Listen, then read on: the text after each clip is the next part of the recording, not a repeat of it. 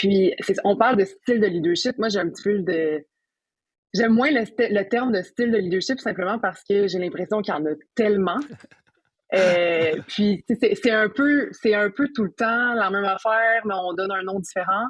Fait que j'aime mieux, en fait, me concentrer sur les comportements en soi. C'est les comportements Hmm. de leadership. Je trouve que ça parle plus, puis que c'est plus facile à distinguer un, puis à appliquer deux. Temps d'arrêt, le podcast sur l'art et la science du coaching, animé par Coach Frank, présenté par Très Bon Point. Bienvenue à Temps d'arrêt. Épisode 113, psychologie du travail, équilibre, bien-être et performance, peur de l'échec ainsi que l'impact du leadership sur la physiologie et non la psychologie avec Florence Jovin. Bonjour tout le monde, c'est Coach Frank qui est avec vous. Mon intention avec Temps d'arrêt, c'est de déconstruire tout ce qui touche de près ou de loin à l'art et la science du coaching parce que ma mission personnelle est de contribuer à la performance et au bien-être de tous les entraîneurs et entraîneurs francophones à travers le monde. Je pense que j'accomplis ça à travers la balado d'un côté, mais aussi au quotidien à travers mon travail de conseiller aux entraîneurs pour plusieurs entraîneurs et organisations, ainsi que mon poste de professeur à temps partiel à l'Université d'Ottawa et ma contribution à des études dans le domaine du développement des professionnels de la santé. Si tu es un nouvel auditeur de Temps d'arrêt, je t'invite à t'abonner, évaluer et commenter le podcast sur ta plateforme préférée. Pour les auditeurs et auditrices loyales de Temps d'arrêt, je vous dis un gros merci et je vous invite à être un ami en partageant à un ami. Be a friend, tell a friend, comme ils disent en anglais. Ça va prendre 5 secondes et ça va contribuer au développement positif du système sportif ainsi que ton propre développement professionnel. Pour l'épisode d'aujourd'hui, l'épisode concerne directement toutes les personnes qui sont dans une position de leadership. Si tu es à la tête d'un club sportif, d'une équipe sportive, d'une fédération, d'une compagnie, de quelque chose dans le genre, la conversation va être pour toi parce qu'on parle au début de l'impact du leadership sur un marqueur de santé physiologique de l'athlète. Par la suite, on cherche à comprendre la façon d'optimiser la performance d'employés tout en considérant le bien-être. Et on finit la conversation en discutant de la peur de l'échec, autant dans le sport que dans le choix d'une bouteille de vin à la SAQ. Et puis, je pense que vous allez vraiment aimer ça parce que cette partie-là où est-ce qu'on discute de la peur de l'échec, pour moi, ça a été très puissant.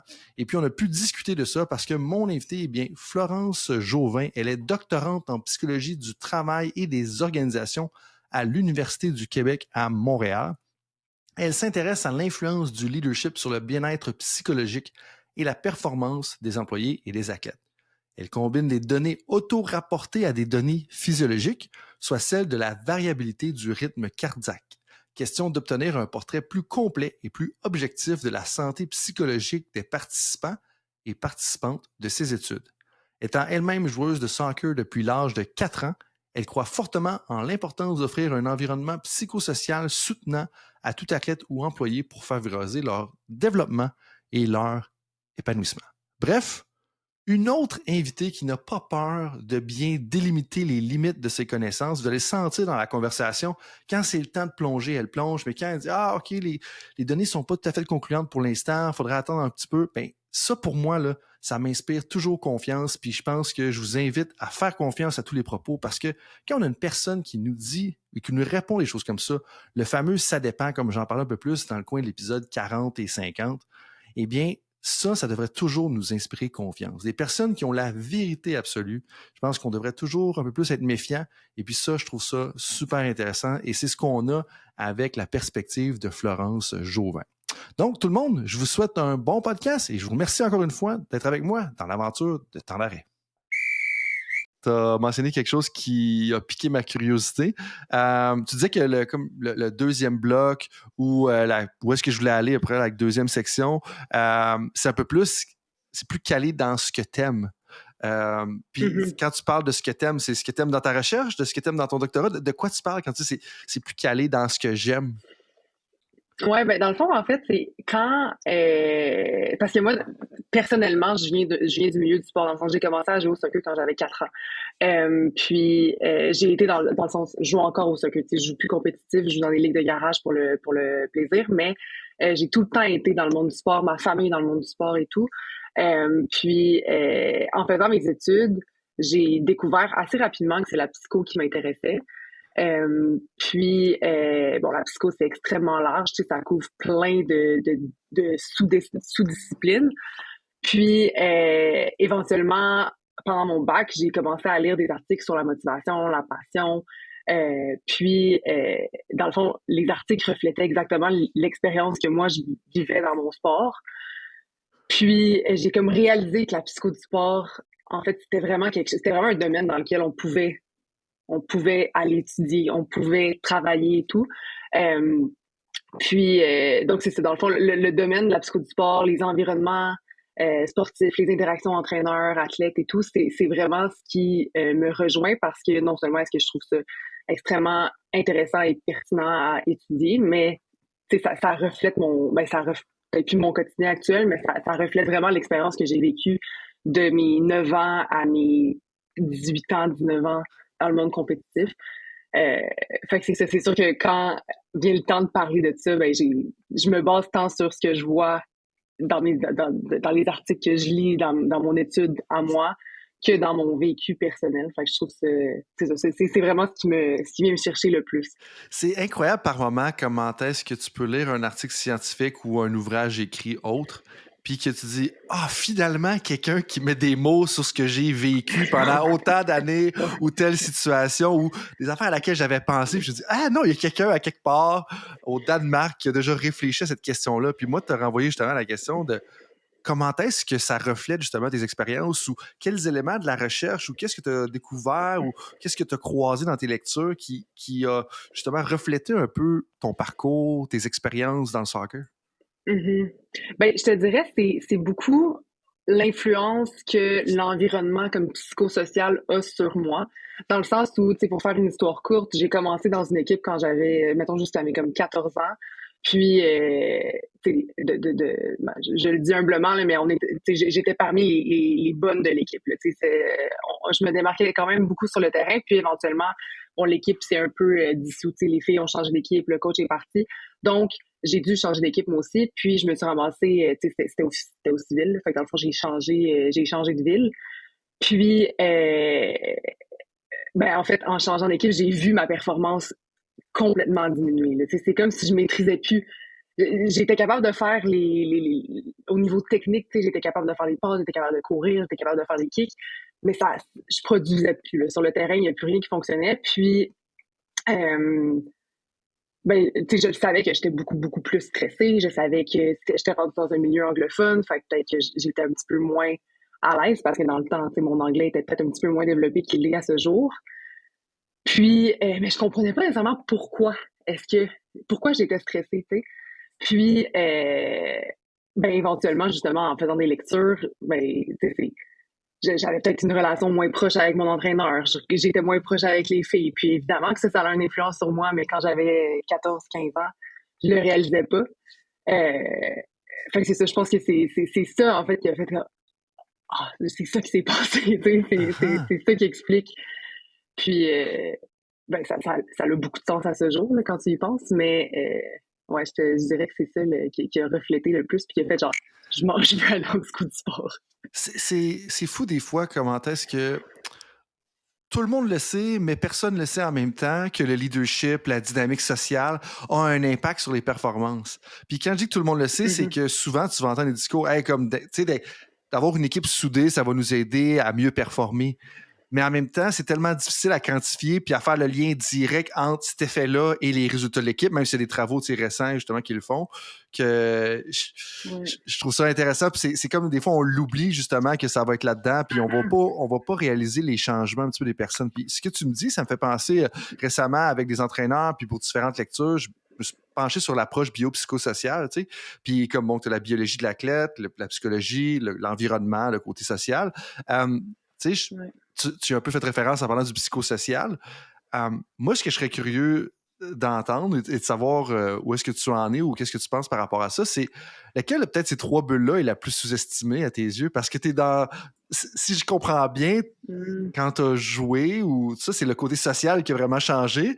Là, tu es en psycho. Je suis pas mal sûr que tu comprends que pour jouer au soccer, il faut avoir un bon VO2 max, il faut quand même avoir des habiletés physiques. Fait que les trois sont importants. Ben oui. Mais lequel qui est le plus sous-estimé dans notre communauté en ce moment, selon toi?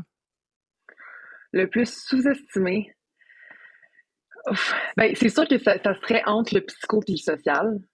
Le psycho, en fait, je pense qu'on est en train de faire le shift, on est en train de comprendre que le mental joue beaucoup, beaucoup, beaucoup, puis que c'est important de ne pas négliger. Puis on le voit là, dans les écoles, dans les équipes comme collégiales, dans les équipes universitaires, il commence à avoir de plus en plus d'importance accordée à la préparation mentale. Puis ça, je pense qu'on est dans la bonne direction. Fait on est en train de l'estimer à sa juste valeur. Au niveau du social, je pense que ça varie. Je pense qu'il y a des gens qui sont extrêmement conscients, des entraîneurs, par exemple, qui sont extrêmement conscients de l'influence que le milieu, le climat de l'entraînement, le milieu le milieu sportif, dans le fond, à quel point est-ce que ce milieu-là a une influence sur l'athlète, la santé psychologique de l'athlète et la performance de l'athlète, avec lequel est le plus sous-estimé. Je peux te dire les deux? Ben oui, tu peux dire les deux. Tu as le droit de te lancer en politique, là, si tu veux. Là. Si tu veux aller te lancer en politique, c'est correct.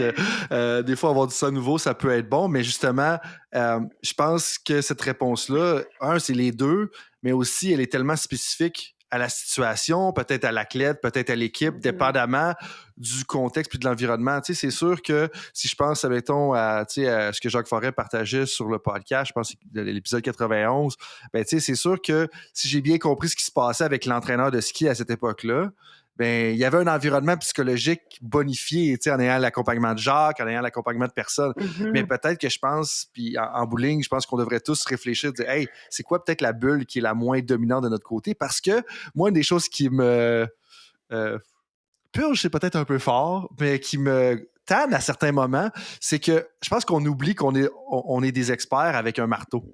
Puis qu'on regarde les problèmes, puis là, on a un marteau, ben ça doit être un clou, fait que je vais taper dessus. Ah, je vois un clou, je vais taper dessus. Mais des fois, on devrait prendre un tournevis. Puis là, je pense que tu comprends bien la référence, là, mais juste pour mettre les gens en contexte, ben, tu sais, des fois, ça peut être la psychologie, des fois, ça peut être le social, des fois, ça peut être l'entraînement, dépendamment des biais cognitifs que les personnes vont avoir. Mais là, justement, tu es en train de faire de la rédaction là-dessus. Tu es en plein cœur de rédaction au niveau de ton doctorat. Tu me disais que tu avais 2 articles principalement, une plus sur le travail, une plus sur le sport. Je sais que c'est pas terminé. Je veux pas te mettre de pression. Le but, c'est pas d'augmenter l'anxiété avec la conversation, c'est de la réduire, de te permettre de pouvoir en parler. Mais justement, c'est quoi le sens ou l'argument ou le message central peut-être que tu vas vouloir communiquer ou que tu essaies de communiquer ou sur ce que tu travailles au niveau de ton 2e article? Je suis curieux d'en savoir plus par rapport à ça. Oui. Ben dans le fond, l'idée globale là, de ma thèse, c'est que j'ai pris des environnements de haute performance. Fait que j'ai pris un milieu de sport compétitif, puis j'ai pris un milieu de travail aussi compétitif. Mais bref, concentrons-nous sur le sport pour l'instant. Puis ce que j'ai fait, en fait, j'évalue comment est-ce que les comportements de leadership chez les entraîneurs ont une influence sur la santé psychologique et, ben en fait, la santé psychologique des athlètes et la variabilité du rythme cardiaque des athlètes, qui est comme un indicateur psychophysiologique qu'on pourrait dire. Là, dans le fond, ça reflète l'activité de notre système cardiovasculaire, dans le fond, puis notre système nerveux aussi, là, le système autonomique. Pas pour rentrer dans les détails physiologiques, mais on peut voir en fait là, une bonne variabilité du rythme cardiaque reflète moins de stress psychologique. OK. Non, mais définis-le justement parce que je pense que je suis un peu conscient de ça, mais pour monsieur, madame, tout le monde, puis ceux-là qui ont une montre Garmin, puis que là, c'est écrit HRV, là, mon HRV est haut, mon HRV est bas, comme définis-le un petit peu parce que tu dois peut-être poser... Pour l'inclure dans ta thèse, j'imagine qu'il faut que tu le définisses à quelque part, puis que tu établisses des paramètres, puis relises la littérature, mais définis-le parce que je pense qu'on en entend de plus en plus parler, puis des fois, je pense que c'est bon de juste établir, OK, non, attends un peu, tu penses que c'est ça, mais de quoi qu'on parle réellement ici, là? Oui. Dans le fond, la variabilité du rythme cardiaque, c'est le temps en millisecondes entre chacun de tes battements. Fait que, mettons, ton cœur bat à, par exemple, 60 beats par minute. Là. J'ai le mot en anglais, mais battements. 60 battements par minute. Ouais. Ouais, c'est ça. Puis, dans le fond, moi, ce que je viens voir, c'est le nombre de millisecondes entre chacun de ces battements-là. Puis, l'idée, c'est qu'un cœur qui est en santé, c'est pas un cœur qui bat de façon constante tout le temps. C'est un cœur qui peut avoir, par exemple, 700 millisecondes, 800 millisecondes, 900 millisecondes, et ainsi de suite entre chacun des battements. Puis en fait, ça, ce que ça vient refléter, cette variabilité-là entre le temps, dans le fond, c'est la flexibilité de notre système à répondre à l'environnement, à répondre aux stimuli environnementaux. Donc, c'est ça. En fait, en sport, ça a souvent été utilisé plus à titre d'indicateur de performance cardiovasculaire. Sauf que c'est ça, ce qu'on essaie de faire, nous, c'est parce que dans le milieu plus psycho, ça a aussi été utilisé comme proxy comme indicateur de santé psychologique. Fait que nous, en fait, ce qu'on vient faire, c'est l'utiliser comme plus dans le volet santé psychologique, mais dans le contexte sportif. C'est quoi les liens qui ont été faits entre ça puis la santé psychologique? C'est que dans le sens que plus qu'il y a de variabilité, plus t'es reposé, plus que t'es calme? C'est-tu un peu ça ou? Plus les variabilités, plus t'es reposé, plus t'es calme. Mettons pour le rephraser, là, plus t'as une bonne santé psychologique, moins t'es stressé, donc meilleure sera ta variabilité. OK. Ouais, ben c'est correct. Hey, t'es l'experte. Corrige-moi, j'aime ça. Mais t'as fait. Ouais. Puis c'était beaucoup plus clair. Je suis pas mal sûr que tout le monde va être d'accord avec ça. Mais puis dans le fond, en fait, ça risque de venir plus tard, mais je travaille avec Jean Forêt qui est très, très, très ancré dans la théorie de l'autodétermination. Fait qu'on utilise, dans le fond, ce cadre théorique-là.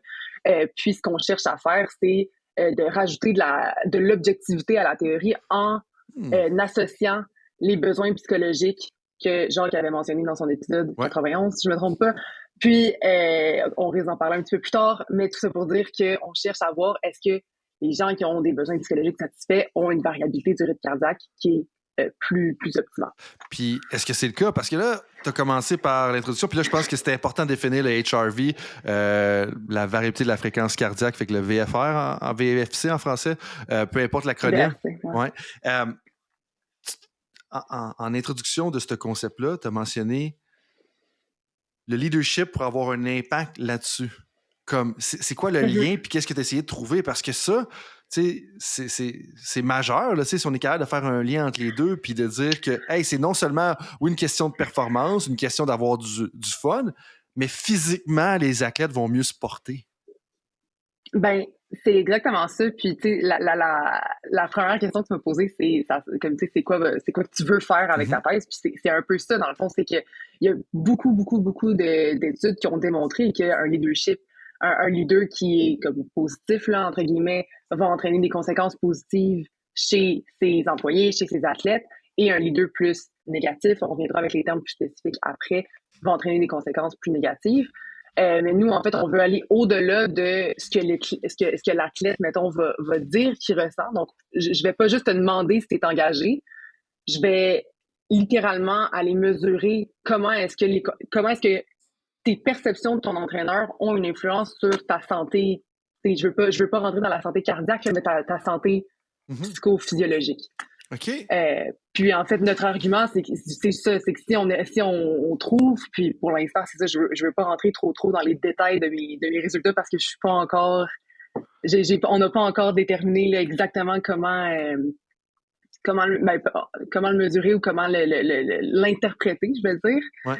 Mais ce qu'on voit, c'est qu'effectivement, un leader qui est plus négatif ou qui a des comportements peut-être un petit peu plus abusifs, destructeurs, entraîne un indice de stress qui est plus élevé chez ses athlètes. Et donc, physiologiquement parlant. Ça, c'est fou. Puis clairement qu'il y a plusieurs personnes qui vont être intéressées d'en savoir plus là-dessus quand tu vas avoir les données exactes. Mais dans ce que tu sais en ce moment, dans ce que tu as observé en ce moment, dans ta collecte de données, tu semblais faire la distinction entre leadership positif, leadership négatif. Moi, je serais intéressé parce que, tu sais, des fois, c'est bon de savoir les contre-exemples, mais c'est bon d'avoir des bons exemples. Qu'est-ce que tu veux dire par un leadership positif ou quel style de leadership semble être associé plus fortement avec une bonne santé psychophysiologique des athlètes? Oui. C'est ça. Dans le fond, moi, dans le cadre de ma thèse, je me suis attardée au leadership qui soutient les besoins psychologiques. Donc, comme j'ai parlé plus tôt, là, pour faire une histoire courte, on se base sur une théorie qui dit qu'on a 3 besoins psychologiques fondamentaux. Le besoin d'autonomie, de compétence, d'affiliation. Donc, j'ai besoin de sentir que je peux prendre des choix, être autonome dans mon sport. J'ai besoin de me sentir bon, de sentir que je maîtrise mon environnement et de me sentir connecté avec les autres, d'avoir des relations réciproques et significatives avec mes coéquipiers, entraîneurs, peu importe. Donc, en fait, le leadership positif, c'est un leader, en fait, qui va réussir à satisfaire ces 3 besoins-là, à soutenir ces 3 besoins-là. Puis, on parle de style de leadership. Moi, j'aime moins le terme de style de leadership simplement parce que j'ai l'impression qu'il y en a tellement. Puis, c'est un peu tout le temps la même affaire, mais on donne un nom différent. Fait que j'aime mieux, en fait, me concentrer sur les comportements en soi. C'est les comportements de leadership. Je trouve que je trouve que ça parle plus, puis que c'est plus facile à distinguer un, puis à appliquer 2. Donc, au niveau du leadership qui soutient les besoins, dans le fond, c'est ça. Les comportements qu'on vient chercher, là, j'ai mes systèmes, j'ai sorti mes systèmes pour être sûr de rien oublier. Mais on parle premièrement de la catégorie offrir des choix. Donc, par exemple, mon entraîneur me donne des occasions de prendre des décisions dans mon sport. Mon entraîneur me consulte pour connaître c'est quoi les modifications que j'apporterais au jeu, que j'apporterais à mon entraînement. Donc, ça, c'est au niveau du besoin d'autonomie. Je sens que j'ai un mot à dire. Puis, c'est tout le temps dans un certain cadre. Ça veut pas dire je fais ce que je veux quand je veux où je veux. C'est plus, je sens que mon opinion compte, que ma perspective peut être prise en compte. Donc, voilà. La deuxième comme catégorie de comportement positif, c'est d'expliquer les raisons derrière les demandes, derrière les règles. Donc, c'est vraiment juste d'expliquer pourquoi je dois faire ci, pourquoi je dois faire ça. Puis je pense qu'on en parle un petit peu plus tard, là, mais vraiment d'avoir une communication qui est informationnelle dans l'optique où je donne de l'information. J'explique le pourquoi, puis je m'assure que la personne à qui je m'adresse comprend pourquoi elle doit le faire. Donc, c'est à peu près ça pour le deuxième volet. Puis finalement, le troisième, c'est plus en lien avec la reconnaissance, l'acceptation, puis l'empathie face aux émotions des autres, face aux perspectives des autres. Donc, c'est vraiment au niveau plus de l'ouverture d'esprit. Donc, mon entraîneur prend le temps d'écouter mon opinion et mon point de vue lorsque je ne suis pas d'accord, par exemple. Ou mon entraîneur comprend que ce que j'ai à faire, c'est pas nécessairement plaisant. Donc, c'est vraiment de prendre le temps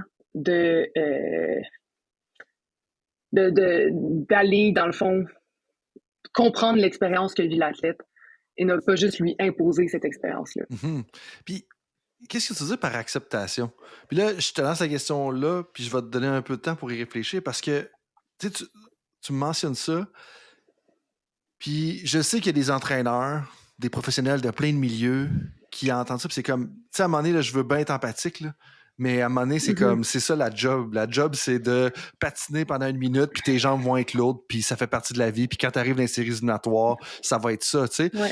Puis c'est comme, puis moi-même, là, le premier, comme, beaucoup plus empathique que je l'étais peut-être, au début du podcast, qu'il y a 10 ans, mais ça peut être difficile à certains moments donnés parce qu'à un moment donné, c'est juste comme, ben, c'est ça que c'est là, comme it is what it is, comme ils disent en anglais.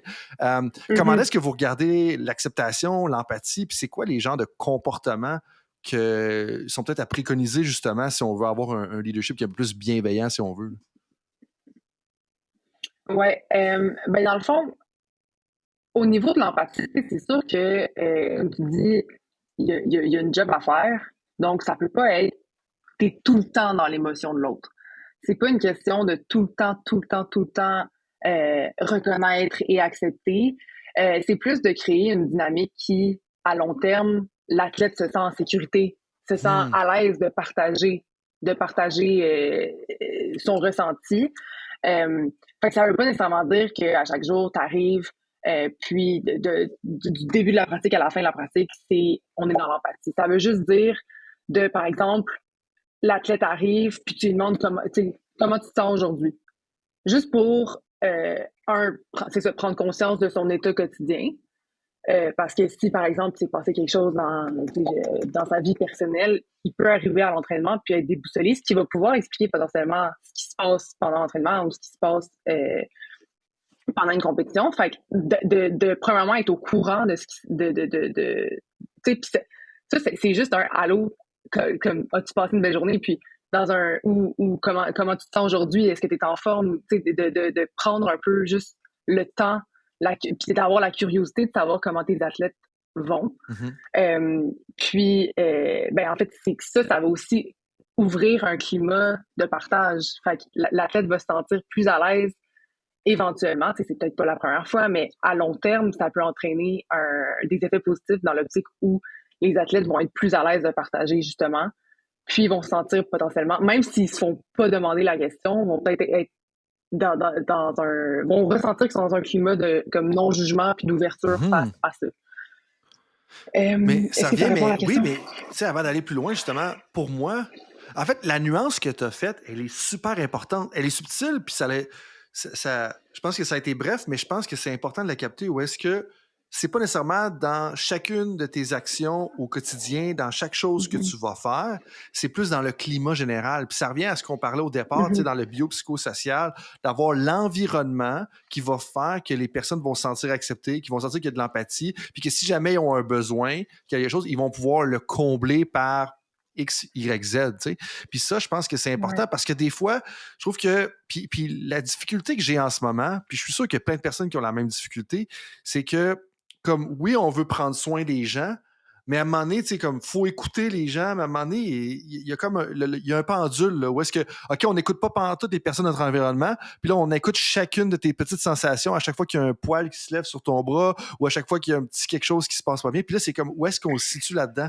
Puis, dans ton intervention, puis là, c'est moi qui extrapole ce que tu as dit, je veux pas mettre des mots dans ta bouche, là, mais c'est comme, oui, il faut écouter tout le monde, clairement qu'on veut pas être dans genre, je veux pas écouter, je veux pas être empathique, je veux pas accepter, mais c'est pas obligé d'être fait dans chacune de tes décisions au quotidien. Il y a mieux là-dedans, puis c'est plus l'environnement que tu vas créer. Puis ça, moi, ça me parle beaucoup là, parce que c'est comme à un moment donné, il faut s'écouter, mais il faut s'écouter jusqu'à un certain point parce que, surtout dans le sport, où est-ce que si tu veux franchir un seuil de performance qui n'a peut-être pas été franchi par d'autres personnes dans le passé, ben si tu t'écoutes, tu vas peut-être t'arrêter tout le temps justement avant le seuil que tu essayes de franchir. Je sais pas si ça fait du sens ce que je te dis. Ouais. Oui, tout à fait. Puis, tu sais, pour faire un peu, j'oublie l'expression, là, mais pour poursuivre sur ce chemin d'idées-là, dans le fond, en créant un climat de partage, un climat d'ouverture, ben, ça fait en sorte que, potentiellement, que les athlètes entre eux vont pouvoir développer cette dynamique-là. Fait que, est-ce que ça va être tout le temps le rôle du coach d'aller nécessairement écouter, puis devoir faire un peu plus le niveau empathique. Bon, je pense que le coach va garder cette responsabilité-là à un certain point, sauf qu'en encourageant ce climat-là au sein d'une équipe, au sein d'une organisation sportive, ben, éventuellement, c'est que ça peut faire en sorte que tu crées des liens avec tes coéquipiers, des liens qui sont plus significatifs, plus peut-être profonds qu'à la base. Fait que en fait, ça répartit un peu la responsabilité d'empathie puis d'écoute. Voilà. Oui, puis ce que tu dis, ça fait un lien avec les différents styles de leadership. Tu sais, t'as une petite pointe au fait qu'il y a comme trop de styles de leadership, puis moi, je suis parti à rire parce que c'est tellement vrai, puis je te ramène dans un des cours d'administration du sport que j'enseigne, tu sais. À une certaine époque, je ne sais pas si je le ferai encore aujourd'hui, si je l'enseignais, là, mais tu sais, j'avais parti des diapositives de mon superviseur qui avait été très généreux et m'avait dit hey, regarde, pour lancer le cours, part de ça. Tu sais. Puis là, tu sais, je regardais ces diapositives, puis là, au début, c'était comme OK, leadership autoritaire, leadership démocratique, leadership visionnaire. Puis là, j'ai juste le terme en anglais, le figurehead leadership. Puis là, il y a 5 ans, on entendait parler du servant leadership. Puis là, OK, il faut que tu sois un leadership de servitude. Puis là, après ça, tu as le leadership transformationnel. Puis là, salut à Jean Côté, j'adore le leadership transformationnel. Là, ça, c'est une autre histoire, mais ça reste quand même un autre type de leadership. Là, tu as le leadership avec l'approche de l'identité sociale. Puis après ça, là, dans un cours de leadership que j'ai enseigné, c'était le interpersonal leadership model. Puis là, t'es comme... tu sais, en bout de ligne, là, on peut-tu, tu sais, puis ça devient quasiment la saveur du jour, là, où est-ce que, OK, là, ah non, mais moi, je mets de l'avant servant leadership, le leadership de servitude, là, je sais pas trop de la francisation du terme, là, mais c'est comme, ça reste qu'il y a quand même des grandes lignes similaires autour de ça, puis en flageons pas des fleurs du tapis, parce que ce qui est plus important, c'est la modélisation, puis c'est un peu ce que tu parlais, le climat ou ce que l'entraîneur va faire. Ça va avoir un impact sur la façon dont les athlètes vont interagir entre eux, tu sais, puis c'est un peu drôle, là, toutes les différentes théories de leadership, puis c'est parce qu'il y a quand même beaucoup d'argent à faire dans le leadership, hein, puis tu sais, il y a des gens qui vont dire « Ah, moi, je vais partir de ma propre marque de leadership, puis là, c'est juste moi qui ai cette marque de leadership-là, puis là, je vais pouvoir la vendre et ça, fait que, tu sais, en bout de ligne, retournons aux 3 besoins, retournons à ce qui est bien établi, puis ça va être utile. Puis dans le style de leadership, une des premières choses que tu parlais, plus en lien avec l'autonomie, là, si j'ai bien compris, tu disais que c'était d'offrir des choix à différents degrés. Tu sais, toi qui es impliqué dans le sport, qui fais de la recherche sur le sport en ce moment, moi, l'enjeu que j'ai tout le temps, là, puis en fait que mes étudiants me posent quotidiennement, je ne vois pas mes étudiants chaque jour, mais régulièrement dans mes cours, c'est comment est-ce qu'on adapte le degré de liberté qu'on donne dans les choix. Parce que c'est pas évident des fois, c'est comme hey, OK, on veut leur donner des choix, mais c'est ça. Puis toi, où est-ce que t'en es par rapport à ça? Puis tu parlais des leaders bienveillants, ou c'est moi qui ai dit leaders bienveillants, là, mais c'est le thème un petit peu sous-jacent. Les leaders bienveillants, jusqu'à quel point qu'ils adaptent le choix ou qu'ils donnent le degré de liberté assez large à leurs athlètes? Ouais, ben ça c'est une bonne question, puis tu sais j'ai pas de réponse précise là à ta question, mais c'est difficile de s'adapter parce que chaque personne, chaque individu va vouloir un niveau d'autonomie différent. Puis aussi, tu sais, ça varie selon le sport. Moi, dans mon étude, justement, je me suis concentrée sur différents sports. Plus précisément, là, j'ai regardé le soccer, le basket, puis le volleyball. Puis, tu vois, mettons, le profil d'une fille de soccer versus une fille de basket, c'est complètement différent. T'sais, ils vont pas... de ce que j'ai vécu, puis je veux dire, je suis dans le monde du soccer depuis que je suis toute jeune, donc je sais que dans le monde du soccer, il y a beaucoup plus de structure en comparaison avec le basket, chose que j'ai réalisée à l'automne dernier, en étant exposée à ce contexte de sport-là. Fait que, est-ce qu'une fille de basket aurait besoin est-ce que le besoin d'autonomie serait peut-être pas important, mais peut-être moins important, ou est-ce qu'il serait satisfait d'une façon complètement différente qu'une personne dans le domaine du soccer? C'est des questions à se poser, puis en toute franchise, j'ai pas la réponse nécessairement à cette question-là, tu sais. Mais je pense que tu sais, c'est de prendre le pouls avec les gens, c'est d'aller voir, de tester, tu sais, de voir si je donne plus d'autonomie, moins d'autonomie, qu'est-ce qui se passe. Tu sais, de tester les autres, puis comment le faire après ça. Ben c'est justement, tu sais, je pense que c'est vraiment d'ouvrir le dialogue, de donner l'opportunité aux gens de donner leur opinion puis de voir comment ils réagissent face à ça. T'sais. Comment est-ce que les profils différenciaient par rapport aux 3 sports? Parce que là, hey, tu parles de basketball, tu parles de soccer, tu parles de volleyball. Je connais un peu les 3 sports. Je connais aussi le football. Tout le monde est surpris, tout le monde est jeté à terre du fait que je sois plus intéressé par le football. Puis tu me dis le soccer plus structuré, je veux dire structuré. Puis moi, je connais le football américain, puis je te dirais que c'est encore plus structuré, tu sais, mais je serais curieux de savoir, pour quelqu'un qui a peut-être vécu juste dans le volleyball, qui a vécu juste dans le soccer, qui a vécu juste dans le basketball, qui écoute ça, parce que souvent, tu sais, on joue dans notre sport, après ça, on coach notre sport, puis on n'est pas tout à fait conscient comment là, ça peut être différent dans d'autres sports. Moi, je me rappelle, la première fois que je suis arrivé dans un vestiaire de hockey, dans un pré-match de hockey, après avoir fini de coacher, puis en me lançant plus dans la formation des entraîneurs, j'étais comme, mais le monde sont donc bien chill avant un match au hockey, comme... C'est incroyable parce que nous, il faut que tu sois militaire. En tout cas, dans les expériences que moi j'ai vécues, il fallait que c'était quasiment militaire jusqu'au botté d'envoi. Tu sais, puis au hockey, c'est comme là, non, le monde niaise, il botte le ballon avant la game, puis OK, parfait, game on y va. Puis même entre les périodes, c'était beaucoup plus relax que peut-être nous, ça l'est à la demi. Fait que bref, je suis sûr qu'il y a plein de personnes, puis moi, ça pique ma curiosité. Là, comment est-ce que ça différent? C'est quoi un peu la différence entre ce que tu as vu justement au soccer, au basketball, puis au volleyball? Ouais. Ben, tu sais, c'est sûr que là, ma réponse est strictement basée sur mon vécu à moi, puis j'ai fait 2 équipes de soccer, 2 équipes de basket, puis une équipe de volley. Fait que c'est à prendre avec un grain de sel, mais moi, ce que j'ai remarqué, c'est au niveau du soccer, tu vois la structure, tu vois aussi comme tu vois peut-être un peu plus la hiérarchie. L'équipe, on voit que l'équipe suit le coach. Puis l'équipe écoute le coach. Quand le coach parle, l'équipe se tait et écoute. Moi, c'est ce que j'ai remarqué. Puis, dans mon expérience aussi avec ben, de toutes mes années que j'ai eu un entraîneur au soccer, ben, je sais que quand mon coach parle, je me tais puis j'écoute, puis potentiellement que j'ai mon opinion à dire, potentiellement que j'ai mon mot à dire, sauf que il y a beaucoup plus de structure à ce niveau-là. La dynamique puis j'aime pas le mot hiérarchie, il faut dire, mais la dynamique, la relation entraîneur-athlète est extrêmement bien définie. Je comprends. Je vais le dire comme ça.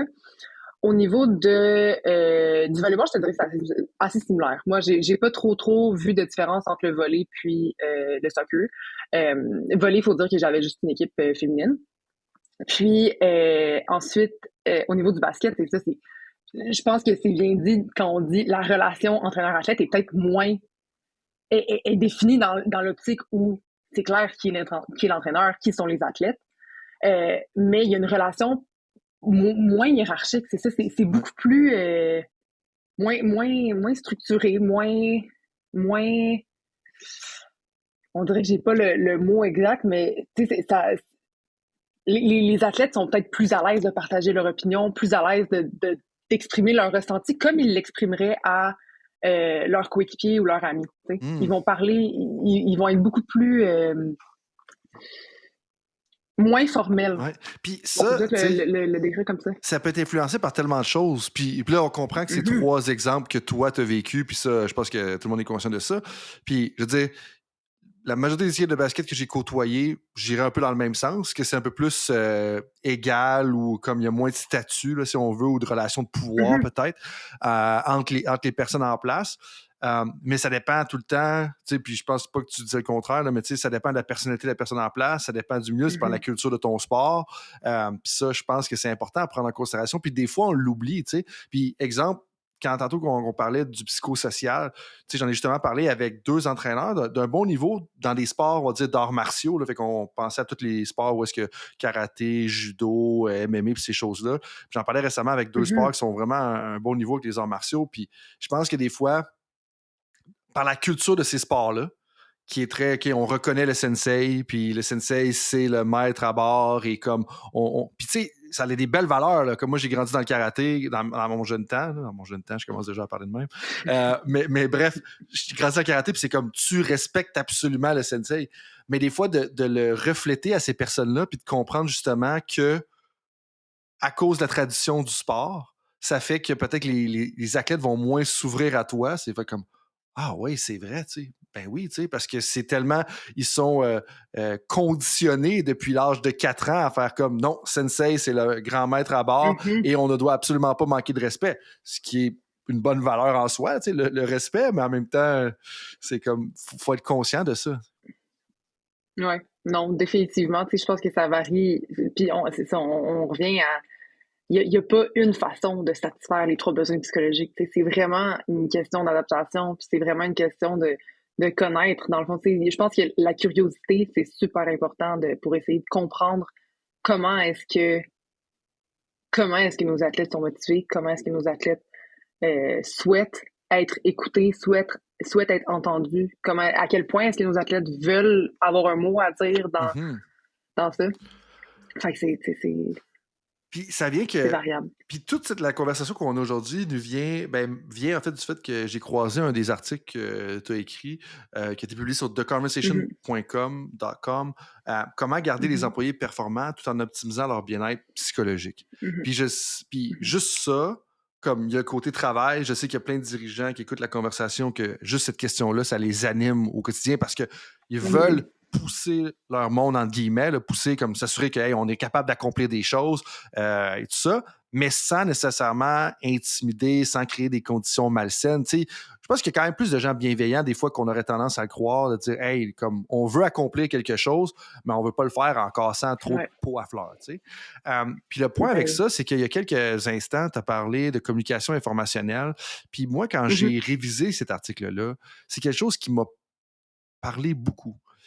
Mais je serais curieux de savoir qu'est-ce que tu veux dire par là. Parce que la façon dont j'ai compris le texte, si je l'ai bien compris, c'est que d'utiliser davantage un langage informationnel, c'était une autre manière de soutenir le bien-être et la performance des employés. ben, c'était de faire ça, justement. Mais qu'est-ce que tu veux dire par un langage informationnel? Oui.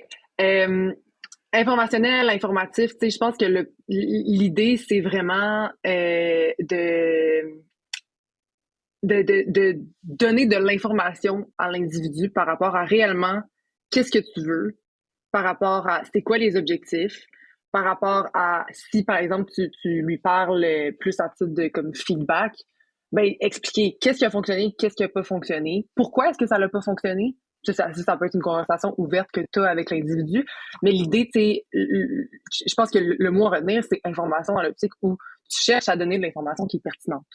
Tu cherches pas à critiquer l'individu, tu cherches pas à, à, à, à donner nécessairement juste ton ressenti de la situation, mais tu cherches à... en fait, tu veux que ça soit une conversation qui est productive, qui est associée aux objectifs, que ce soit aux objectifs de l'employé, que ce soit aux objectifs de l'organisation, aux objectifs de l'équipe si on est dans un contexte de sport. Mais l'idée, c'est vraiment de garder en tête où est-ce qu'on s'en va, puis de t'assurer que ce que tu partages à l'individu donne de l'information par rapport à ça. Donc, c'est d'arriver puis de dire, OK, nous, on veut gagner le championnat national. Pour gagner le championnat national, il faut être capable d'exécuter le pick and roll de la bonne façon. Plutôt que de dire comme ton pick and roll n'est pas bien fait. C'est un peu ça? Exact. Oui, OK. ouais, c'est ça. De remettre en perspective, de remettre tu sais, puis on revient un peu au comportement que j'ai élisté un peu plus tôt quand on parlait du leadership qui soutient les besoins dans l'optique où tu dis, tu dis, on doit faire ça pour ça. Tu sais, dans le sens, on donne les raisons. On veut atteindre le championnat, donc on doit faire comportement X, Y, Z. Mm-hmm. Fait que t'expliques la raison. Puis après ça, c'est mettons que la prochaine question, c'est comment est-ce qu'on y arrive? Ben là, on cherche des solutions, on cherche des pistes ensemble. Je m'intéresse à savoir ce que tu en penses. Je m'intéresse à ce qu'on ouvre le dialogue par rapport à ça avec d'autres gens si besoin est. Mais ensemble, on soutient, puis on trouve on solutionne. On trouve des solutions pour arriver à notre objectif. Puis je le mentionne dans l'article, mais c'est un type de communication, un type de dialogue que tu veux employer en tout temps, que ce soit dans un contexte qui est positif ou négatif, mais il est fortement saillant dans un contexte de rétroaction négative. Tu sais. Qu'est-ce que tu veux dire par là? Ben, en fait, je pense que c'est super important quand mettons, quand il y a quelque chose qui il y a un problème, il y a un échec, il y a une situation, un résultat non souhaité, on pourrait dire, que ce soit à petite ou à grande échelle. Puis il faut qu'on trouve une solution pour résoudre ou pour résoudre la situation dans laquelle on est. Ben, c'est d'adopter ce type de communication à ce moment-là pour pouvoir justement trouver une solution dans un cadre qui va permettre à l'individu de comprendre ce qui n'a pas fonctionné, mais aussi puis de trouver une solution pour améliorer la situation, mais de le faire dans un cadre de sécurité psychologique, dans un cadre où l'individu va pas se sentir attaqué, va pas sentir que c'est lui nécessairement le problème, mais c'est plutôt, mon Dieu, excusez un peu, mais de ressentir que justement, c'est pas lui le problème, c'est l'action qui a été commise, c'est le comportement qui a été fait. Fait que c'est vraiment d'axer nos propos sur les comportements, les tâches, plutôt que sur l'individu. OK, oui, je comprends. Puis ça devient particulièrement sensible, justement, il y a quelque chose qui n'a pas bien été un peu. C'est un peu le message que tu dis. Puis c'est là que, tu sais, moi, comme je reviens à la question de base, tu sais, comment garder les employés performants en optimisant leur bien-être? Il y a plusieurs concepts qui ont été mis de l'avant. Joindre l'utile à l'agréable, langage informationnel, créer un climat de sécurité psychologique. Puis moi, puis là, je t'ai lancé la perche justement dans le courriel pré-entrevue ou pré-conversation il y a peut-être même un peu plus de 24 heures. il y a un enjeu, la saison de Formule 1 va commencer bientôt, là, il va y avoir déjà 2 courses qui vont s'être passées. Mercedes F1, qui ont eu beaucoup de succès là, ils ont gagné 8 championnats consécutifs, dont 7 championnats des pilotes et tout ça. On en a entendu parler beaucoup. J'ai eu la chance de parler avec des personnes de l'écurie dans certains de mes voyages, tu sais.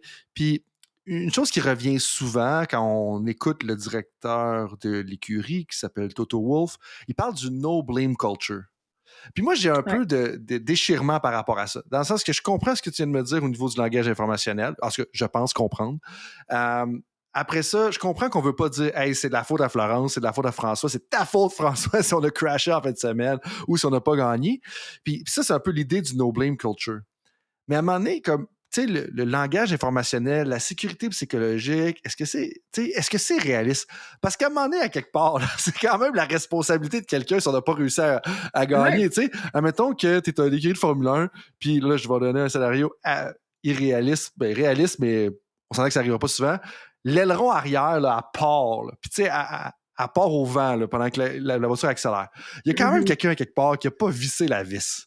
Puis, fait que tu sais, le no-blame culture, comme c'est, on veut pas blâmer personne, mais en même temps, il y a quand même du monde qui sont responsables des affaires qui ont chié là, dans le feu de l'action, tu sais.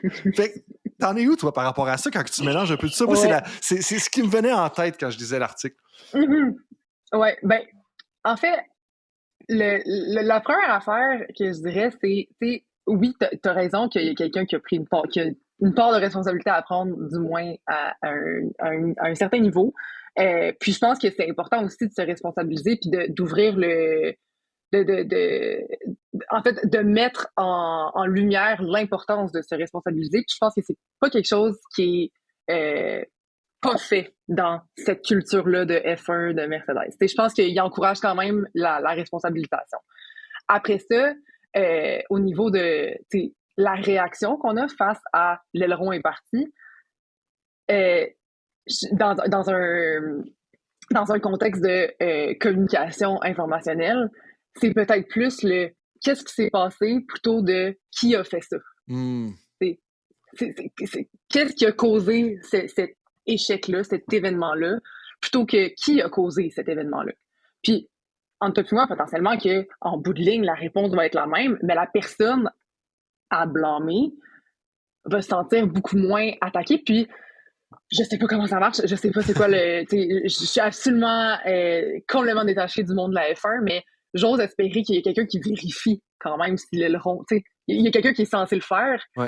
Dans un monde idéal, potentiellement que l'auto serait rechecké avant la course. Je sais pas. Ben, dans le fond, ça pourrait être la personne qui visse, mais autant la personne qui a vérifié. Puis, en fait, si tu me permets de faire du pouce sur ce que tu mentionnes, c'est que en bout de ligne, si tes processus, si tes tâches, si tes responsabilités sont claires, en parlant juste de qu'est-ce qui s'est passé, mais OK, si on regarde éventuellement, c'est parce que la vis était mal vissée. Là, on simplifie ça. Je veux pas un ingénieur qui m'écrit de même me dire ça marche pas de même. Je suis tout à fait conscient que ça marche probablement pas comme ça.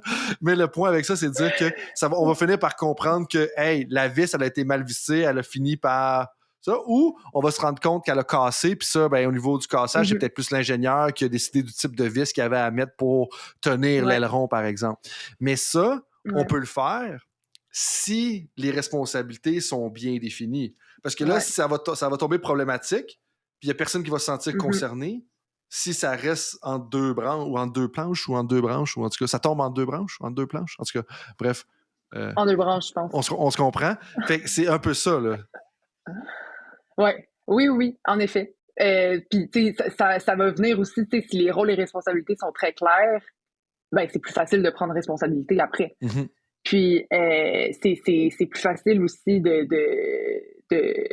c'est ça. Je pense que de prendre responsabilité, puis de réaliser aussi que c'est potentiellement, tu sais, un travail d'équipe. Mettons qu'on reprend encore une fois l'exemple d'aileron. C'est peut-être plusieurs personnes qui ont pas tout à fait bien fait leur job. Puis, fait que, oui, il y a une part de responsabilité à prendre, c'est clair, mais je pense que c'est juste dans la façon dont c'est fait puis la façon dont c'est accueilli. C'est comme, mettons que je prends responsabilité, est-ce qu'on continue à me pointer du doigt puis à me dire que j'ai mal fait ma job, ou est-ce qu'on tombe en mode solution, puis on trouve on trouve une solution. Je répète un peu ce que je dis. Mais Oui, puis dans cet élément-là, pour moi, c'est vraiment la distinction que tu viens de faire. C'est ça qui est important. Ou est-ce que c'est dire comprendre le processus, comprendre les différentes étapes qui ont mené à ça, plutôt d'arriver immédiatement puis de dire qui était responsable de ça. OK, hey, regarde, c'était Florence, hey, c'était Frank, hey, c'était Valérie, hey, c'était Thomas qui était responsable de ça. Puis ça va faire que les gens vont se sentir un peu plus en sécurité. Oui. Puis, juste pour faire du pouce, là, tu parles de processus, puis quand vient processus, après ça vient le résultat souhaité / non souhaité. Est-ce que c'est une réussite? Est-ce que c'est un échec? Puis quelque chose que j'aime beaucoup je suis allée lire un peu sur le No Blame Culture, puis ce que je lisais, c'est la peur, comment, dans le fond, ils prennent une toute autre perspective face à la peur de l'échec. Puis l'échec, c'est pas une finalité, l'échec, c'est pas dans le fond, ce qu'ils disent, eux, c'est qu'il faut pas avoir peur de l'échec. Dans le fond, c'est une partie du processus, tu sais. Il faut prendre l'échec comme une source d'apprentissage plutôt que de le voir comme une finalité. Puis, en ayant ça en tête, en ayant ça comme mentalité, ben, c'est une partie du processus, dans le fond, ce qui s'est passé. Puis, apprenons de ça, puis au lieu de dire « Ah, telle personne a fait ça, cette personne-là est out de l'équipe ou quoi que ce soit », ben non, travaillons là-dessus. Puis, en tout cas, moi, si tu oublies une fois de mettre un aileron, tu l'oublieras pas la prochaine fois. Là. Tout à fait. Surtout qu'elle coûte 250 000 $, l'aileron, là. Facteur non négligeable. Exactement. Et puis, dans cette optique-là, pour répondre à ta question de est-ce que c'est réaliste, le no blame culture, ben, je pense que c'est réaliste si tu le vois comme un processus. Parce que non, c'est pas facile de tout de suite plonger dans on blâme plus, on se fâche plus, ça prend quand même un shift de mentalité. Puis ce shift de mentalité-là, c'est un processus aussi. Puis je pense que de réagir fortement, mettons qu'il se passe quelque chose, t'es fâché, puis tu t'exprimes peut-être de façon un peu excessive. Ben, c'est humain là, de faire ça. À un moment donné, il faut pas commencer à se taper sur la tête non plus parce que tu as des réactions comme ça, mais c'est d'en prendre conscience, puis de solutionner, puis de trouver des alternatives qui, éventuellement, vont mener à un no-blame culture. Fait que, oui, je pense que c'est réaliste, mais je pense que c'est un processus long. Puis c'est tellement un bon point quand tu dis de ne pas avoir peur de l'échec. Puis j'avais pas fait le lien entre la peur de l'échec puis le no-blame culture. Puis c'est un peu ironique parce que dans un de mes premiers articles de doctorat, je parle des comportements d'un innovateur, d'une innovatrice, puis un de ces comportements-là, c'est l'expérimentation. Mais si tu expérimentes, là, clairement, tu vas te planter, tu sais. Mais des fois, je pense que le sport met tellement d'accent sur la performance, puis là, je vais faire un lien potentiellement avec ton chapitre par la suite, qu'on ne sent pas qu'on ait cette marge d'erreur-là pour faire un échec. Mais sais-tu quoi? Je pensais au début que c'était juste le sport, là. Mais c'est pas le sport, là. Je vais te donner un exemple concret, tu sais. T'invites des amis chez vous. Moi, je suis pas un très bon chef. Chez nous, c'est ma conjointe qui cuisine, puis il y a personne qui se plaint que ma conjointe cuisine parce que tout le monde en bénéficie, que ce soit les repas ou que ce soit les desserts plus particulièrement, tu sais. Mais le point avec ça, c'est qu'à un moment donné, si je veux pouvoir contribuer davantage à la santé culinaire ou à l'aspect culinaire de ma famille, faut bien que je cuisine de temps en temps, tu sais. Mais là, t'invites des amis chez vous. T'es-tu prêt à essayer de faire une recette? Un, que ce soit moi qui la fasse. Deux, essayer une nouvelle recette. Puis potentiellement, ça soit pas bon, tu sais. Puis là, tu te dis, ah ben là, ils vont venir. Puis là, tes amis, ils vont te juger. Je pense pas que mes amis me jugeraient. J'ai quand même une vraiment bonne gang autour de moi, tu sais. Puis ils feraient comme, ouais, Frank, c'est pas ta meilleure, tu sais. Mais on va revenir pareil, tu sais. Tant que tu nous apportes une bonne bouteille de vin la prochaine fois, tu sais. Ils vont t'agacer de même. Puis mon point dans tout ça, au-delà de vous dire que je suis pas un grand cuisinier, c'est aussi de dire, oui, le sport met l'accent là-dessus, mais je ne suis pas juste que c'est juste le sport. Je pense que on tolère pas beaucoup les erreurs. Les autres, c'est comme, OK, tu essaies une recette, puis tu la manques. Ben, c'est correct. Hey, tu vois une bouteille de vin là, que tu n'as jamais goûté, puis tu l'achètes, puis comme, OK, ça t'a coûté 20$, puis elle n'est pas bonne. Ben, tu vas le savoir. Tu en prendras un autre la prochaine fois. Je pense qu'on ne se permet pas beaucoup l'échec dans 45 000 affaires dans la vie en général. Ah ouais. Ah non, mais moi, l'échec me fascine, là, puis c'est tabou. C'est fou comment c'est tabou, l'échec, mais puis, tu sais, quand tu y penses, c'est quoi un échec? Un échec, c'est quand tu n'as pas le résultat souhaité. Mais tu n'as pas le résultat souhaité à différents niveaux, dans le sens, comme tu dis, si tu achètes une mauvaise bouteille de vin. C'est un échec en soi, tu sais, ça correspond à la définition de l'échec, mais après ça c'est pas quelque chose de dramatique ou quoi que ce soit. Versus un autre échec, ça pourrait être de se faire renvoyer de son emploi, qui est un échec qui est peut-être un petit peu plus gros. Ben, en fait, pas peut-être, qui est beaucoup plus gros, tu sais. Puis, notre réaction face à l'échec va être probablement très similaires, mais à différents degrés. Mm-hmm. Dans le sens où le sentiment, la nature du sentiment ou de l'émotion que tu vas vivre suite à l'échec va être de la déception, la tristesse, à différents degrés. Fait que quand tu te fais mettre dehors de ton emploi, évidemment que ta déception est beaucoup plus élevée que quand tu achètes une mauvaise bouteille de vin, mais la nature de la chose est la même. Ouais. Puis, dans le fond, j'ai fait, avec une de mes collègues, on a monté une formation / une conférence sur vivre une expérience saine d'un échec. OK. Ouais, puis, dans le fond, un des trucs, une des... Je dirais peut-être pas théorie, mais on s'est concentré beaucoup sur les mentalités de croissance versus les mentalités fixes. Je sais pas si tu connais, là, c'est Carol Dweck qui a initié là, ces construits-là.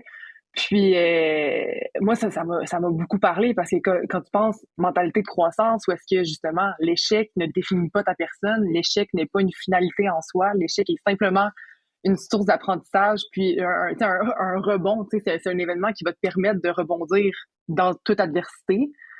Puis une fois que ça, tu l'internalises, la vie est plus belle, là, dans le sens où il y a tellement plus de possibilités versus une mentalité fixe où est-ce que justement l'échec te définit en tant qu'individu. Fait que non, c'est ça, je pense que ça s'applique à toutes les sphères de la vie. La vie est plus belle. Oui, parce que justement, tu as moins l'impression que c'est une question de vie ou de mort au sens figuré, tu sais, par rapport à chacune des décisions que tu vas prendre. Mais aussi, c'est que tu progresses plus rapidement, puis tu découvres un peu plus ta préférence de bouteille de vin, mais aussi ce que tu dois faire pour aller avoir le résultat souhaité. Tu sais. Puis j'utilise intentionnellement cet exemple-là parce que on contraste que ça peut être aussi banal que ça, aller jusqu'à OK, c'est quoi la décision optimale ou le comportement optimal que tu dois faire pour gagner une médaille d'or aux Jeux Olympiques de Paris qui s'en viennent bientôt. Tu sais. Puis, mais l'affaire, c'est que pour ça, tu dois quand même expérimenter puis voir où est-ce que tu te situes. Mais on vit tellement sur la corde raide, si je me trompe pas. Hein? On a quand même touché à plusieurs expressions aujourd'hui. Mais tu vis tellement sur la corde raide qu'en bout de ligne, tu sens pas que tu as la possibilité de le faire, alors que tu as la possibilité de le faire. T'sais. Puis ça, je pense que des fois, on se le permet pas assez. Puis oui, c'est de voir qu'il y a des moments, peut-être que oui, on va minimiser les expérimentations, mais de permettre justement des phases d'expérimentation. Puis là, on parlait un petit peu du travail. Puis je connais quelques personnes qui sont des écouteurs fidèles de temps d'arrêt.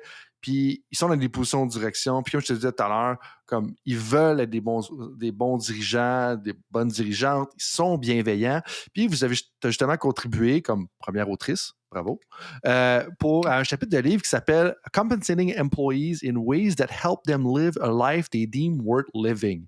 C'est quand même grandiose, comme titre. Puis je dis pas ça aucunement péjorativement. C'est comme, non, comment est-ce qu'on peut récompenser nos employés pour les aider à vivre une vie qui vaut la peine d'être vécue. Puis quand on pense, puis je sais pas si c'est dans le début de ton chapitre justement, là, mais là je mélange mes lectures des derniers jours, tu sais, qu'un employé peut passer à peu près 9000 heures au travail. Je pense que c'est au début de votre chapitre. Je pense que c'est 90 000. 90 000 heures, ouais, 9000 c'est genre 4 ans et demi, fait que ça doit être plus comme quelque chose comme 90 000 heures. 90 000.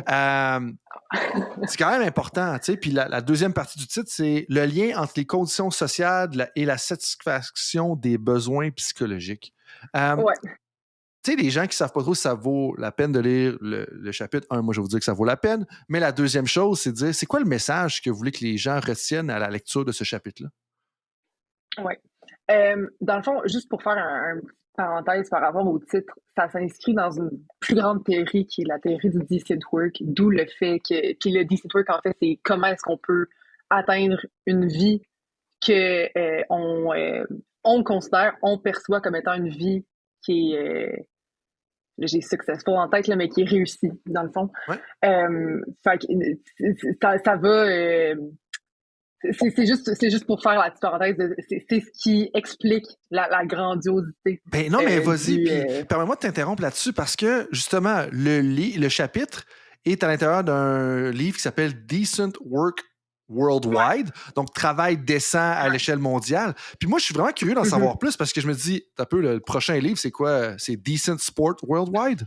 Comme, on devrait avoir un livre là-dessus, pour vrai, comme un sport décent à l'échelle mondiale. Comment est-ce qu'on peut atteindre comme un sport, l'activité physique qui a de l'allure puis qui vaut la peine d'être vécu? Parce que là, en tout cas, je passe une chirade, là, mais comme dans le sens que j'ai pas mon dire, c'est pas le sport de haute performance qui est le problème, c'est la façon dont on roule le sport de haute performance. Ouais. Puis comme je pense que juste en partant de ça, il y a un lien à faire éventuellement avec Decent Sport Worldwide. Puis là, justement, c'est quoi la théorie du Decent Work? Je la connaissais pas jusqu'à aujourd'hui.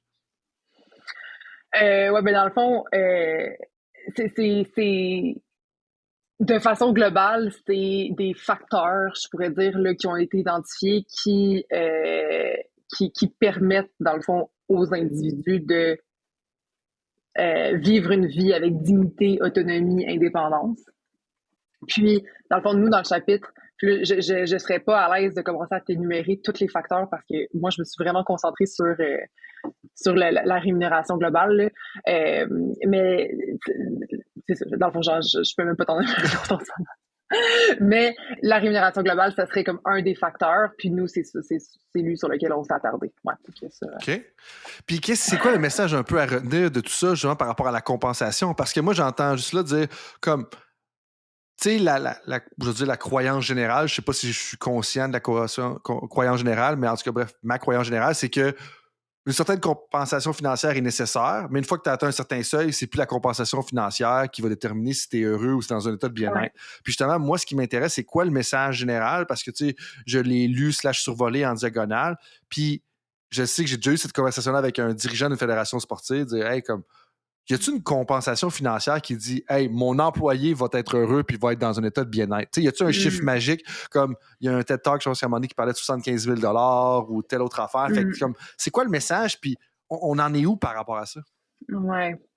Ben, tu sais, je pense qu'il y a plusieurs choses qui sont à mentionner. Premièrement, au niveau de la rémunération globale, ben, on peut penser d'abord au salaire de base. Après ça, vont venir les bonus, vont venir les parts de compagnie, vont venir les assurances, vont venir les conditions de travail, etc.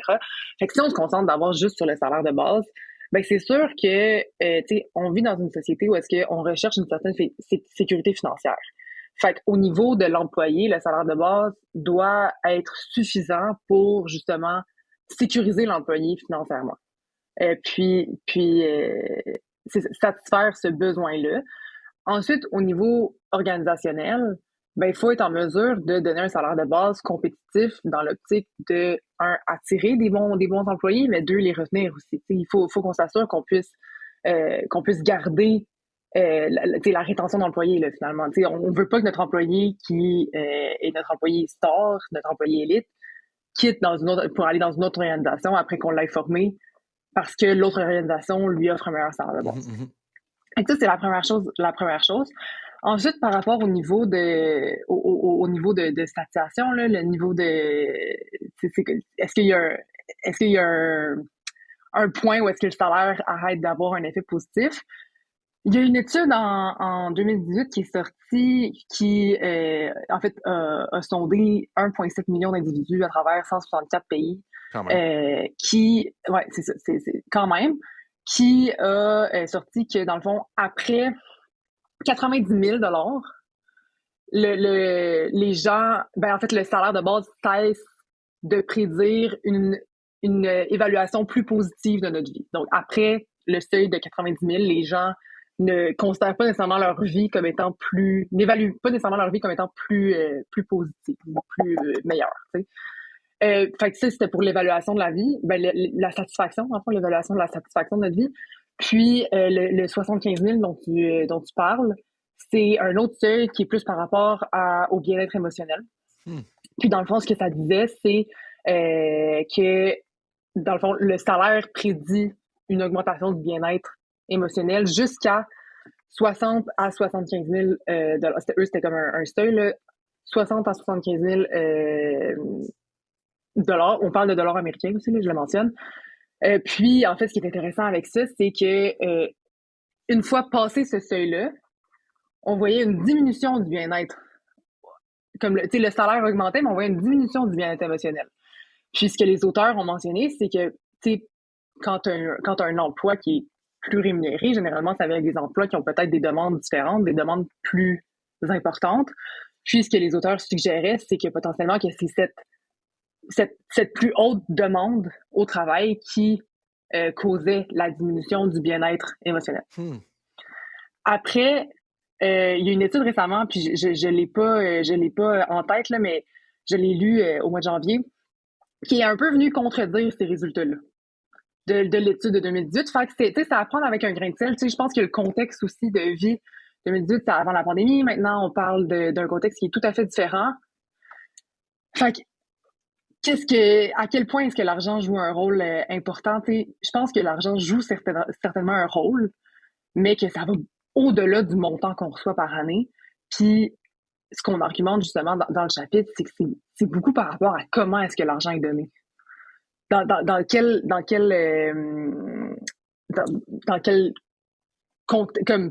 quel contexte, mettons qu'on parle de rémunération globale, bon, il y a le salaire de base, mais après ça, est-ce que les conditions de vie vont faire en sorte, les conditions de travail, pardon, pas les conditions de vie, est-ce que les conditions de travail qui sont offertes, les assurances qui sont offertes vont venir complémenter ce salaire-là, puis à quel point est-ce que ça va venir complémenter, puis après ça, il y a aussi toute la façon dont c'est fait. Fait que là, on parle plus de justice, la justice distributive, donc combien est-ce que c'est donné, puis après ça, procédural, comment est-ce que c'est donné dans le sens où est-ce que c'est clair, est-ce que je comprends pourquoi j'ai ce salaire-là, puis pourquoi mon collègue X a ce salaire-là? Est-ce que c'est juste? Est-ce que c'est donné de la même façon dans l'optique où est-ce que les procédures sont les mêmes? Est-ce que les procédures sont connues? Est-ce que les procédures sont constantes? Fait que c'est... À quel point ça devrait être transparent, ça? Parce que, tu sais, dans certaines organisations qui sont sportives, généralement, il y en a plusieurs qui sont pas syndiquées, que c'est pas comme standardisé, il n'y a pas des échelles salariales, que moi, c'est pas nécessairement un milieu que je connais. Tu sais, on a été dans le privé toute ma vie, je veux dire, ben, ça va.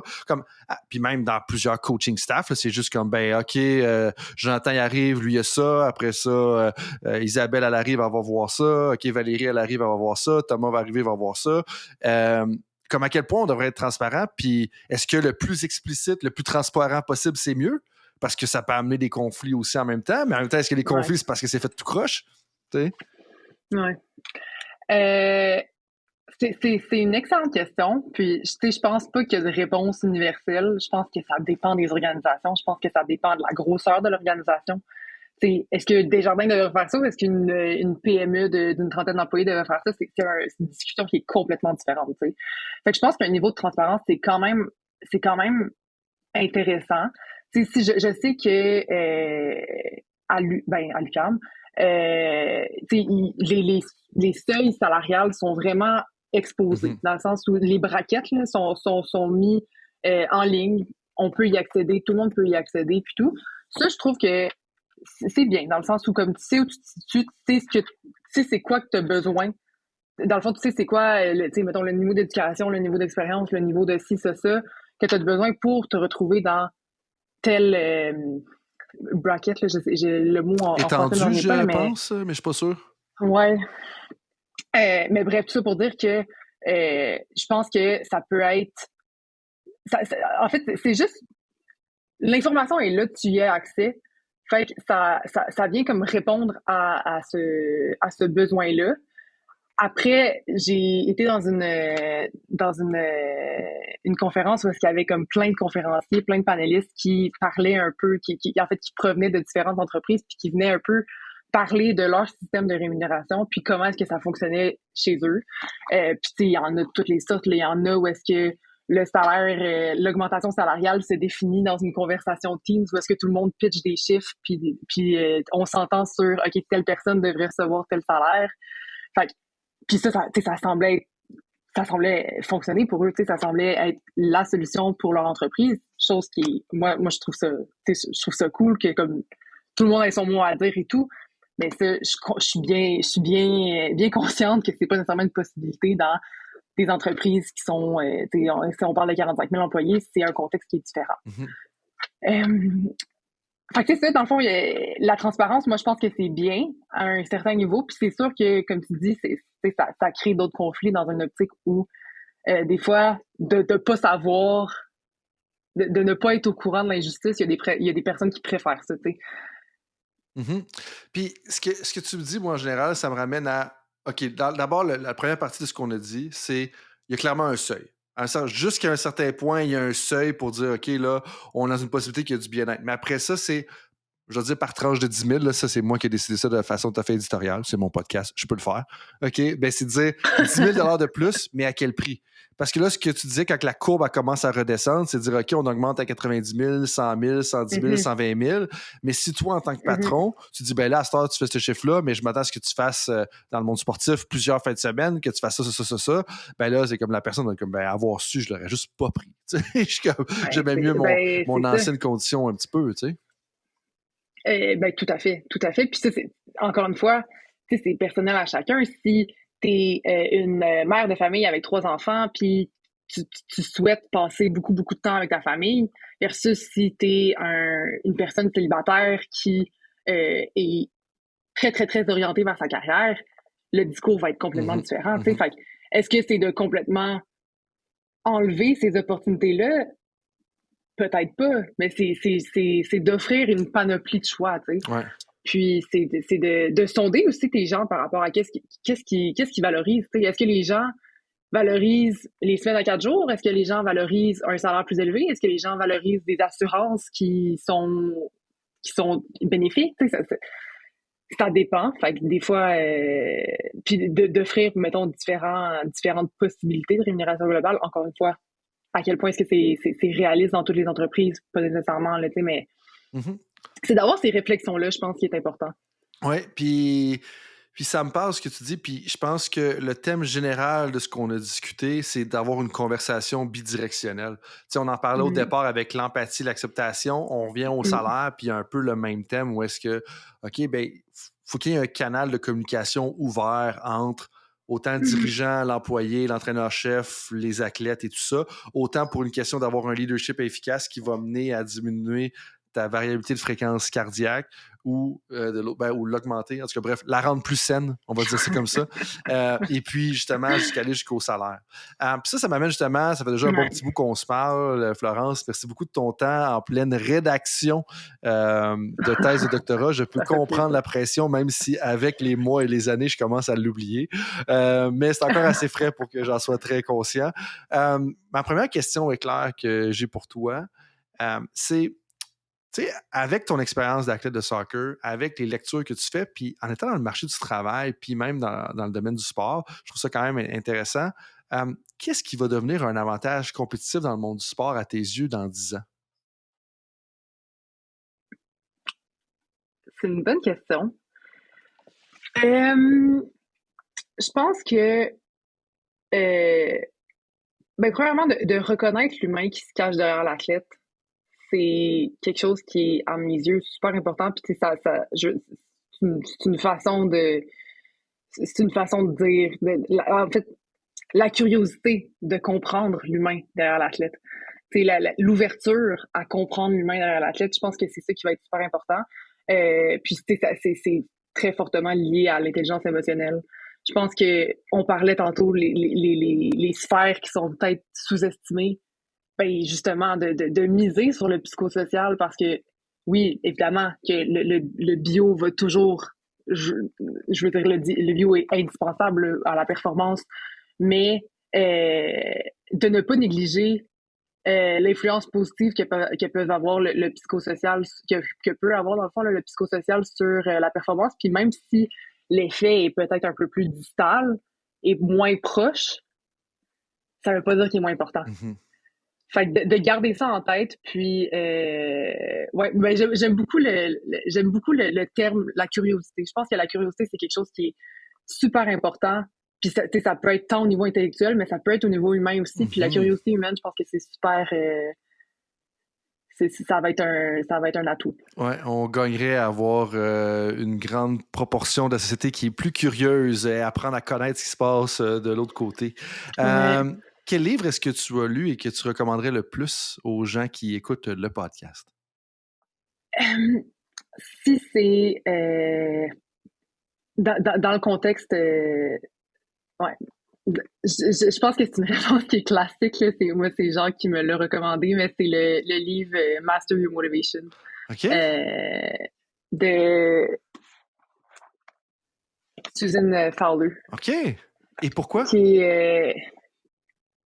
Ben, dans le fond, tu sais, la motivation humaine, c'est ce qui est à à la base de ce qu'on fait, puis à la base de ce qu'on veut faire, mais qu'on fait pas. Puis c'est un peu ça qu'elle explique, en fait. C'est que ça te permet de comprendre, en fait, c'est quoi qui nous pousse à agir.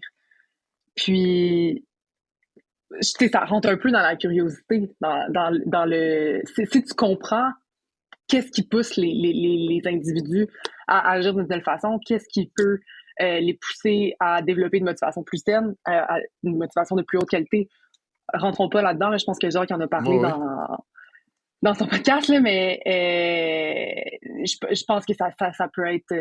en fait, moi, je trouve ça super intéressant à la base, dans un contexte que même un individu qui n'est pas en position de leadership peut trouver ça super intéressant. Juste le comportement même me fascine personnellement. Mais je pense que ça peut être un atout de comprendre. Mais comme tu dis, tu sais, en fait, c'est ce que tu sous-entends, là, mais maîtriser sa motivation, c'est que ça règle bien les problèmes par la suite. Ou est-ce que si tu gères bien ça, après ça, le reste, c'est beaucoup plus facile d'arriver à tes résultats souhaités, puis éviter les résultats non souhaités, puis ça fait, ou de bien vivre avec l'échec, un peu comme on parlait tout à l'heure. Ouais. Puis c'est drôle que, c'est pas drôle, là, mais dans le sens où moi, je l'abordais plus d'un point de vue de comprendre l'autre, mais c'est vrai, de se comprendre soi-même, puis de faire des introspections par rapport à ça, c'est super pertinent. Tout à fait. Dernière question. Si tu veux mettre une citation sur un Jumbotron dans le stade du CF Montréal, ça serait laquelle et qu'est-ce que tu aimerais que les gens comprennent? Ça, j'y ai pensé, puis ça va faire un parallèle avec la conversation qu'on a eue par rapport à l'échec. Mais justement, quand on a monté cette formation-là avec ma collègue, on a terminé notre formation avec la citation c'est une citation de Winston Churchill qui dit Success is not final, failure is not fatal. Fait que le succès n'est pas final, l'échec n'est pas fatal. Puis je trouve que moi ça me parle beaucoup pour deux choses. Premièrement, le succès n'est pas final, l'échec n'est pas fatal. On parle je pense que l'idée du processus est mise en valeur dans un sens où c'est pas parce que t'échoues que c'est terminé, c'est pas parce que tu finis c'est pas parce que tu réussis que c'est terminé. Puis aussi l'idée que le succès n'est pas une finalité en soi, mais je trouve que ça met un petit peu la lumière sur l'idée que ça te définit pas en tant qu'individu. Que ce soit positif ou négatif, si tu commences à penser que tous tes succès, que seulement tes succès, je devrais dire, là, te définissent, ben c'est pas nécessairement plus positif dans le sens où ta personne va au-delà de tes succès, tu sais. Fait que je pense que ça serait ça. Ouais, c'est comme dire que c'est pas à cause que tu as eu une médaille d'or, là, par exemple, que tu es arrivé puis que là, c'est comme tout va être lié sur des roulettes jusqu'à la fin de ta vie, mais en même temps, si tu te plantes, c'est pas fatal, comme c'est bien dit par Winston Churchill, qui a quand même vécu et été dans des postes de direction pendant les 2 guerres mondiales, ce qui est pas négligeable quand on parle de l'échec est fatal. Dans son cas, il y a plusieurs des décisions qu'il a prises dans l'esprit qui avaient une certaine fatalité dans tout ça. Florence, merci beaucoup pour ton temps. Merci beaucoup pour ton partage. Je te laisse peut-être le mot de la fin. Et s'il y a des gens qui veulent en savoir plus sur tes travaux, sur tes chapitres, sur les différentes formations et tout ça, où est-ce que les gens peuvent te rejoindre? Dans le fond, je dirais via LinkedIn. Je suis pas nécessairement la personne la plus active sur les réseaux, là, mais Florence Jomain sur LinkedIn. Puis sinon, j'ai mon courriel professionnel là, qu'on pourrait peut-être mettre je sais pas si je le dis-tu de vive voix là, tu peux le dire, on va les mettre dans la description de l'épisode. Je pense pas qu'il y ait personne qui va prendre en note ça, ils vont juste aller voir dans la description. On va mettre dans la description de l'épisode. Puis le fait que tu sois pas trop actif sur les médias sociaux, c'est pas une mauvaise chose en pleine phase de rédaction de thèse de doctorat si tu veux arriver à la fin. Exactement. C'est à conseiller. Là-dessus, merci beaucoup de ton partage. Merci d'avoir fait les liens entre le monde du travail et le monde du sport. Tout le monde, merci d'avoir été avec nous pour un autre épisode de Temps d'arrêt. Et je vous dis à la prochaine. Salut tout le monde, c'est Coach Frank avec un petit rappel pour vous avant que vous partiez pour vos autres projets de la journée, que ce soit une pratique ou un entraînement. Est-ce que vous voudriez recevoir une petite réflexion de ma part par courriel? Est-ce que vous aimeriez ça vous faire challenger dans votre travail? Si oui, la réflexion du coach est pour vous. C'est quoi ça? C'est un petit courriel textuel qui partage les idées, concepts et débats qui animent mon esprit dans les dernières semaines. C'est très court, 250 à 500 mots. Et donc, si vous voulez recevoir ce genre de courriel qui va susciter de la réflexion, eh bien, visitez le drcoachfrank.com dans la section Contact et inscrivez-vous. Sinon, eh bien, je vous dis à la prochaine et merci d'être avec moi dans l'aventure Temps d'arrêt.